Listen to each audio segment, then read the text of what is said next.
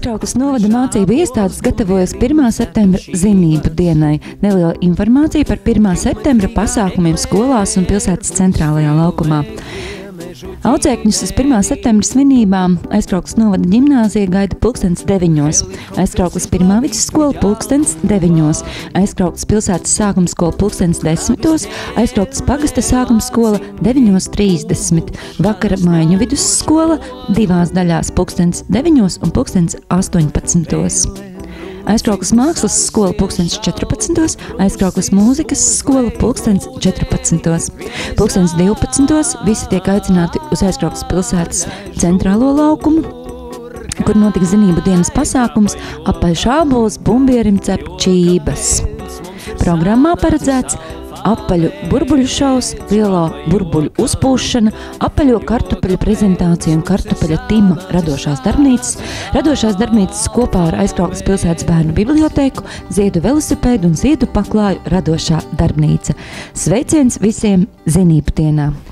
23. augustā visā Latvijā notika Baltijas ceļa 25. gadskārtas piemiņas pasākumi. Aizkrauklē to atzīmēja kopā ar draugiem no Lietuvas un kaimiņu novadu pārstāvjiem. Centrālajā laukumā izskanēja Aizkraukles un Jaunjelgavas novada vadītāju Leona Līduma un Gunta Libeka uzrunas. Biržu rajona pašvaldības vadītāja Irute Vardziene pastāstīja, kā Lietuvas pusē atzīmēs šo notikumu un dāvināja simbolisku maizes klaipu. Uz mirkli visi atnākušie sadevās rokās un veidoja it kā Baltijas ceļa gabaliņu. Izskanot Baltijas ceļa himnai Atmostas Baltija, emocionāli pacelātā noskaņā no rokas rokā tika padota kapsula ar vēstījumu nākamajām paaudzēm, kuru Leons Līdums guldīja pie ozola saknēm, kuru iestādījām skvērā pretī piemineklim Lāčplēša cīņa.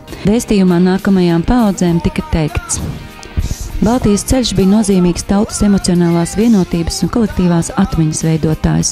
1989. gada 23. augustā gandrīz 2 miljoni iedzīvotāju sadevās rokās, lai veidotu 600 km garu ķēdi caur 3 Baltijas valstīm, vienojot Igauniju, Latviju un Lietuvu centienos pēc brīvības. Šī akcija bija kā kopīgs pieprasījums 1939. gada 23. augustā parakstīto Molotova-Ribbentropa paktu slepeno papildu protokolu publiskai atzīšanai un Baltijas valstu neatkarības atjaunošanai. Toreiz mūsu priekšstāvji publiski paziņoja Baltijas valstu nepiekāpšanos slepenai pasaules sadalīšanai. 2009. gadā Baltijas ceļš tika iekļauts UNESCO pasaules atmiņa dokumentālā mantojuma sarakstā. 2014. gada 23. augustā Aizkraukles pilsētas centrālajā laukumā esam sanākuši, lai sadodoties rokās atcerētos notikumus, kas vienoja Baltijas tautas toreiz, pirms 25 gadiem. Mēs sadodamies rokās un paužam savu gatavību būt vienmēr vienotiem un atkal demonstrēt savas tautas garīgo spēku, ja svešas varas gribētu mūs pakļaut. Mēs esam stipri savā pārliecībā, ka mūsu zeme vienmēr būs mūsu, ka mūsu tauta un valoda nezudīs. Esam vienoti ar mūsu brāļiem Lietuvā un Igaunijā. Esam gatavi apvienot spēkus un atkal kā toreiz demonstrēt nevardarbīgu pretošanos un parādīt pasaulē, ka kopā mēs esam spēks. Mēs šodien izsakām cerību, ka Baltijas jūras krastā dzīvos brīvas un laimīgas tautas. Mūsu brīvības alkas un nacionālā pašapziņa kļūs par Baltijas tautu ģenētisko atmiņu. Mēs šodien iestādam ozolu, pie kura saknēm guldīsim šo vēstījumu, lai mūsu pārliecība stipra kā Latvijas ozoli, lai mūsu apņemšanos turpina nākamās paaudzes. Pēc 4. gadsimta mēs atkal pulcējamies kopā, lai atcerētos to laiku. Pieminot šo vēsturisko dienu, mēs atgādinām mums jaunajai paaudzei savas tautas un savas valsts vēstures faktus.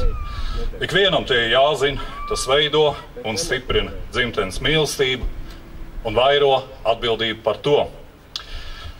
Priecēja tas, ka šādā brīdī ar mums ir sadraudzības Biržu rajona pašvaldības vadītāji Irute Varžienes kundze un arī kaimiņu novadu pārstāvi. Paldies jums!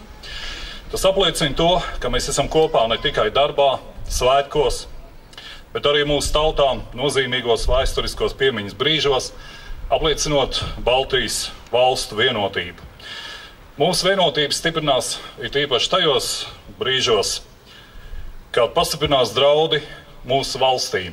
Šobrīd šāds brīdis ir atkal.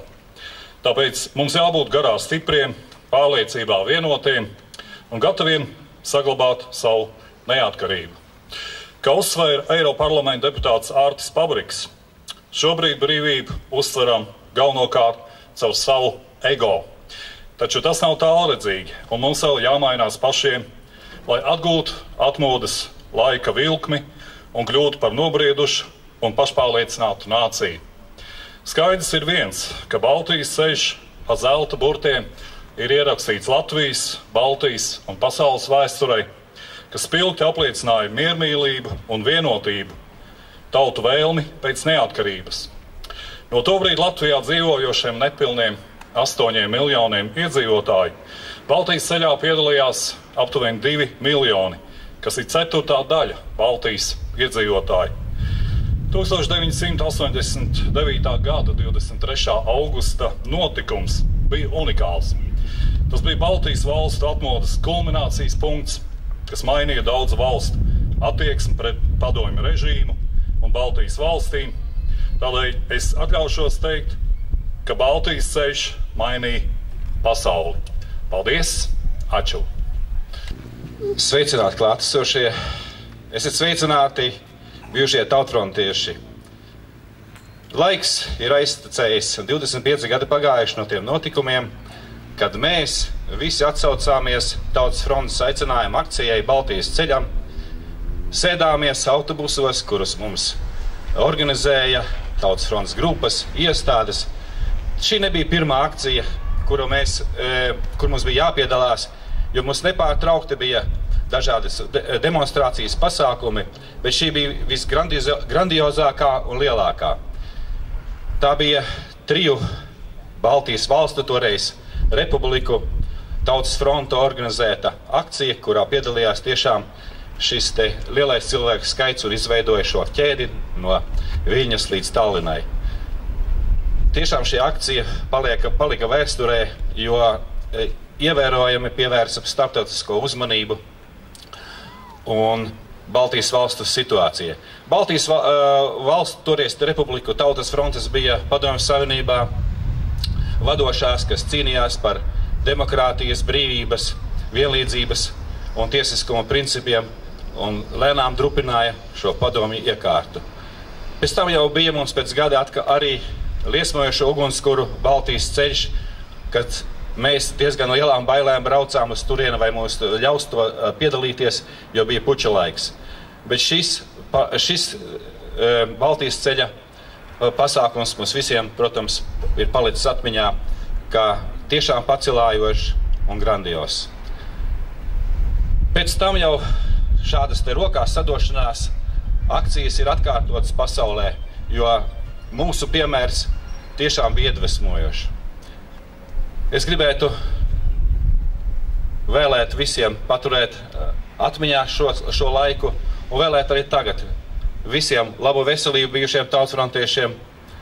Es domāju, ka mums visiem jāvēl mūsu valstī neatkarību stipru, jāstiprina tās neatkarība, starptautiskā nozīmība. Mēs šobrīd esam Eiropas Savienībā, NATO un it kā kopā ar Lietuvu, Igauniju jūtamies samērā droši. Bet tomēr mums, kā laiks rit un visādas notikumi starptautiskie mums nes tiešām diezgan draudīgas ziņas. Paldies Aizkraugas novada domei par šo organizēto piemiņas pasākumu. Paldies Lietuvas draugiem, ka viņi mums arī toreiz atbalstīja vairākās demonstrācijas šeit Aizkrauglē, kad mums bija kopīgi pasākumi tajā laikā.